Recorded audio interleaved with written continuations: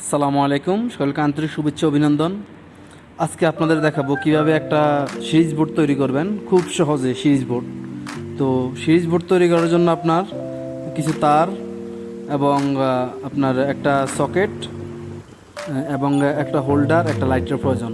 তো এক্ষেত্রে দেখেন, আপনার এই যে আমি দুইটা তার দেখতে পাচ্ছেন, এই দুইটা তার হচ্ছে আপনার মেইন লাইন। আর সিরিজ যখন একটা সরাসরি একটা তারের মধ্যে যে সকেটটা লাগাবেন, আপনি সকেটের মাধ্যমে সরাসরি দুটো তার গেলে ওটা হচ্ছে প্যারালাল, আর একটা তার কেটে আমরা এই যে বাল্বটা ফিট করে দিলাম, এই জন্য এটা হয়ে গেল সিরিজ। তো এই সিরিজ লাইনটা আপনার কী কী কাজে প্রয়োজন? আপনি যে কোনো ইলেকট্রনিক্সের কাজ করতে যান বা কোনো একটা কিছু টেস্ট করতে যান, একটা ক্যাপাসিটার চেক করতে যান বা একটা টিভি চালাইতে যান, যেই কোনো কাজ করতে গেলেই আপনার এই সিরিজ বোর্ডটা খুবই খুবই জরুরি। তো এই সিরিজ বোর্ডটা আপনার বিশেষ করে সকল ইলেকট্রনিক্সের দোকানে থাকে, ইলেকট্রনিক্সের দোকানে থাকে, এবং যাদের অনেকের লোডশেডিং হয় বাসাবাড়িতে, বর্তমানে বেশিরভাগই বাংলাদেশে খুবই লোডশেডিং। তো সেই ক্ষেত্রে আপনারা সিরিজ বোর্ডটা ব্যবহার করে আপনাদের জিনিসপত্রগুলো সেভ নিরাপদ রাখতে পারেন। তো নিরাপদ বলতে কীরকম, আপনার যখন এই সিরিজ বোর্ড দিয়ে আপনি কোনো কিছু ব্যবহার করবেন, সেক্ষেত্রে যদি আপনার জিনিসটা নষ্ট হয়ে থাকে বা নষ্ট হওয়ার সম্ভাবনা থাকে, লোডশেডিংয়ের কারণে আপনার জিনিসটা নষ্ট সম্ভাবনা থাকে, সেই জন্য আপনার এই সিরিজ বোর্ডটা থাকলে আর এই সমস্যাটা হবে না। আপনার ওই যখন শর্ট সার্কিট হতে যাবে তখন এই সিরিজ বোর্ডটা জ্বলবে, কিন্তু আপনার জিনিসের কোনো ক্ষয়ক্ষতি হবে না। তো চলুন আমরা শুরু করি কিভাবে একটা সিরিজ বোর্ড তৈরি করবেন। দেখেন আমি লাগাচ্ছি একটা সকেটের মধ্যে প্রথমে দুটো তার লাগাবেন, জয়েন দিবেন।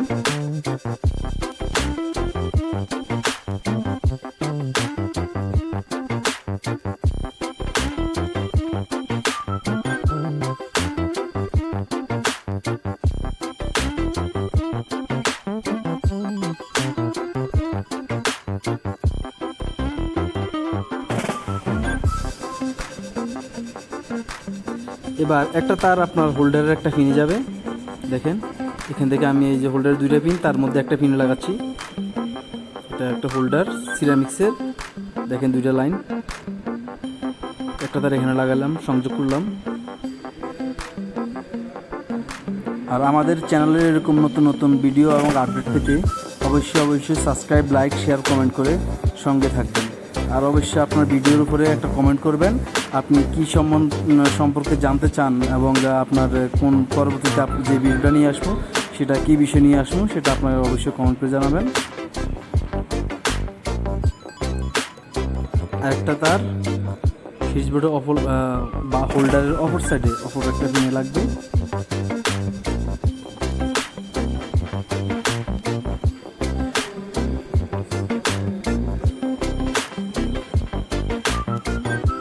বাস, এই যে দুইটা তারের হবে লাইন সংযোগ।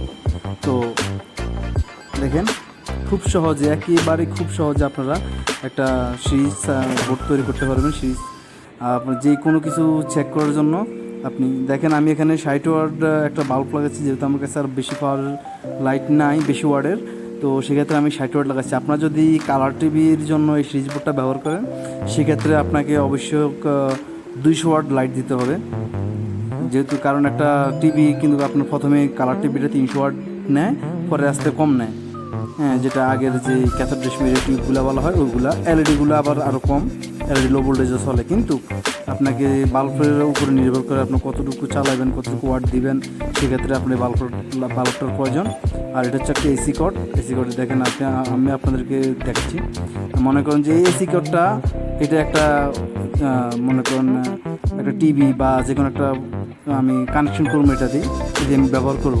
তো ওই যে লাল এবং কালো দুইটা তার, এই লাল কালো তার দুইটা দিয়ে এই বোর্ডের লাইন আসবে এবং এটা দিয়ে আমি চালাবো।